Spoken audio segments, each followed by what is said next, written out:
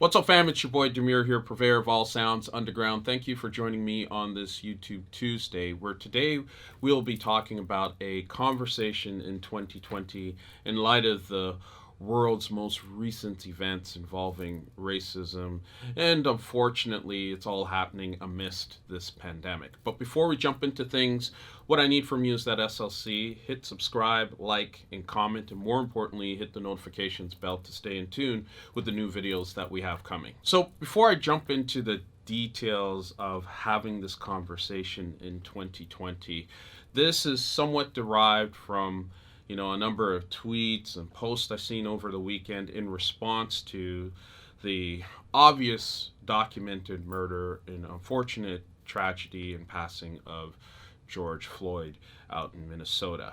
I've had numerous conversations with different colleagues in the dance music industry, and the most recent one happened today, actually, just before we filmed this video, with Fred Everything.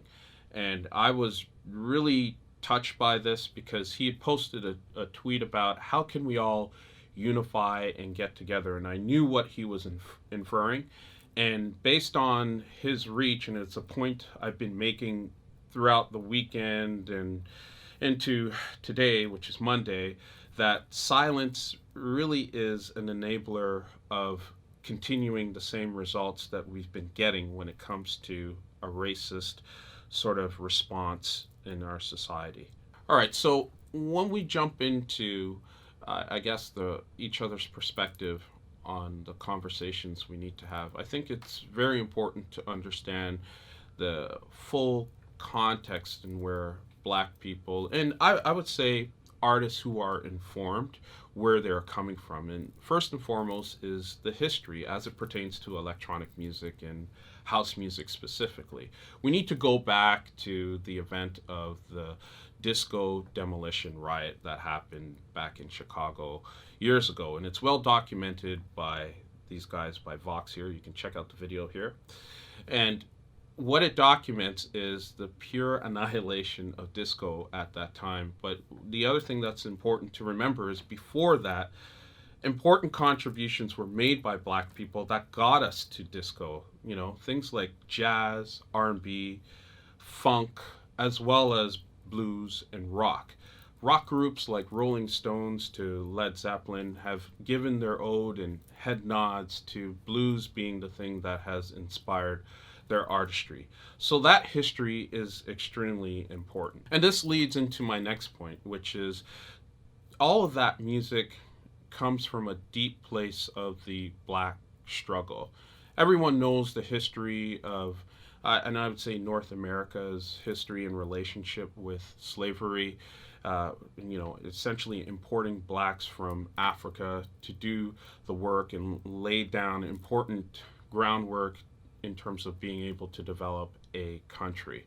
And there are a lot of hardships and atrocities experienced from that. But the struggle still continues in today's modern age, where we have mass incarcerations happening, injustices and mass arrests happening for petty things and crimes, and those bleeding into the perceptions of what society deems as a normalization for the treatment of Black people. But despite the struggle, we all know that those involved in music, like myself and Waste Marijuana here affectionately, we all know that art unifies, regardless of skin color, regardless of culture and background. Music has always been the foundation in which where people readily accepted one another because they're judged and based upon their contributions to art. And I'd say it also comes with it, if you believe in this, a little bit of a spiritual undertone to it.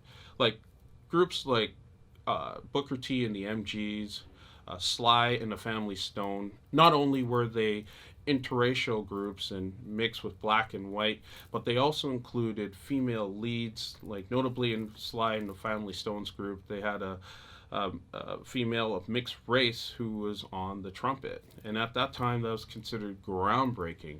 And today we look at these things and say, geez, like that's just normal stuff. But we all know these things come from a deeply rooted struggle that existed in the Black diaspora.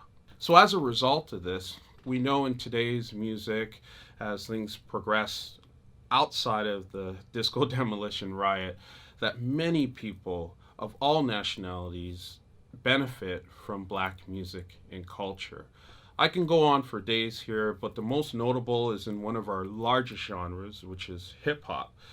Everyone and their dog knows about hip hop. You have jammed and danced to a hip hop song at some point in your lives. But aside from hip hop being the largest, we also know house music, electronic music, and techno also come out from this. And I've described house music as today's modern day disco. You know, from the different types of music that we sample, the references we make to jazz, funk, R&B, as well as hip hop and blues in some cases, it is all there. And I would even include some of the rock licks in terms of the different major chord progressions we find in our music of today. They all give a nod to black music and culture. So knowing our history and our struggles and the fact that art unifies, it's especially frustrating in today's age where we have numerous cases where police are caught on video basically murdering black men and delivering hand over fist continued injustices. And most recently in Minnesota, where we saw a black man being pinned down by a white officer's knee in over 7 minutes. So all of these things are boiling over to the point where people are now saying enough is enough. We have to be unified and speak out on these issues. And this is where, in my particular interactions with people, where I've been saying to them, if you have a social media presence and platform that is substantial and material, where you can invoke change with even just one person, it is your absolute responsibility to say something. When you remain silent and hide behind privilege in some cases, what you are doing is just continuing to deliver the same results we've been getting today, which is little action, police continuing to be acquitted despite video evidence, and the fact that the jails continue to be filled up unfairly. Now is the time, given the struggles and history of this music, especially when it benefits you, whether you're black or you're of a different culture and background or descent, when you know the history of this music and it benefits you and you know where it comes from, it is black music, it is black culture, there is no value in remaining silent. And I think, if I go back to my conversation with Fred, there was a real sense of, it's social media, I don't want to screw up anything that I say. And I can absolutely empathize with that. You're almost feeling pressured to say something in some instances, and he was just asking for my thoughts on this, and I just said, you know what, just speak your truth. If you don't have the solutions, and you don't have the solutions, but at the same time you feel like you need to say something because what you're observing is wrong, say it. Now, there are groups of you that know you have some friends that have a different opinion, or you suspect they'll have a different opinion if you say something, and you're wondering what kind of uncomfortable conversation that's going to bring about.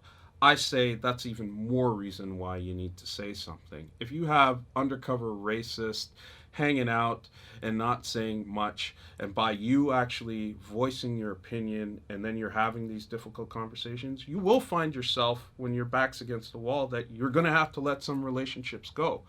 But it's for the better good here. I always tell people who want to get into music and do better in their production, the facts is that in order to see really great change, you need to experience some agitation. So if you think about the first time you took hold of the decks, or you wanted to learn a new program or skill set, the agitation was frustration and learning something new because you knew you weren't getting it right the first time. But over time, and having conversations with different people to do things better, researching, practicing, and performing over and over again, out at the other end was an acquisition of that new skill set. So through great agitation comes really great change.